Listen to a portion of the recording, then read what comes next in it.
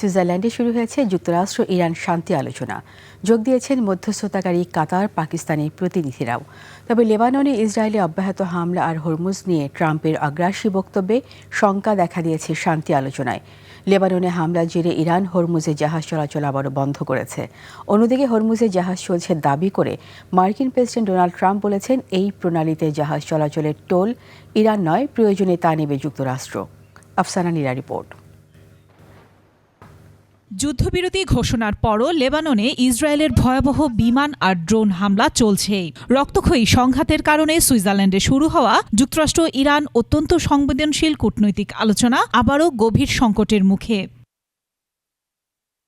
দক্ষিণ লেবাননে ইসরায়েলি হামলার জেরে তেহরান হরমুজ প্রণালী ফের বন্ধ করার কথা বললেও সুইজারল্যান্ডে সরাসরি আলোচনায় বসেছে দুই দেশ।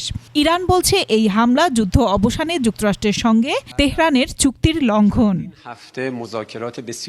তবে প্রণালীটি বন্ধের খবর উড়িয়ে দিয়ে যুক্তরাষ্ট্রের সামরিক বাহিনী বলেছে জাহাজ চলাচল অব্যাহত রয়েছে।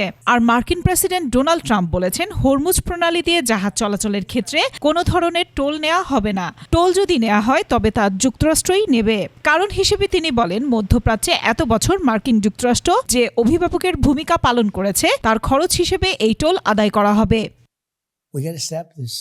এদিকে আলোচনায় অংশ নিয়ে মার্কিন ভাইস প্রেসিডেন্ট জেডি ভ্যান্স বলেছেন, ইরানের পারমাণবিক কর্মসূচি এবং লেবাননের যুদ্ধবিরতি প্রসঙ্গে এবার নিশ্চয়ই আলোচনায় অগ্রগতি হবে।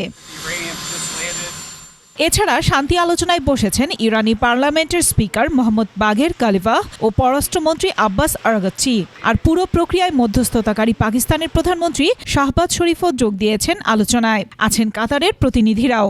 আলোচ্য সূচিতে ইসরায়েল হিজবুল্লাহ থাকলেও অংশ নিচ্ছে না ইসরায়েল, হিজবুল্লাহ এবং লেবানন সরকার।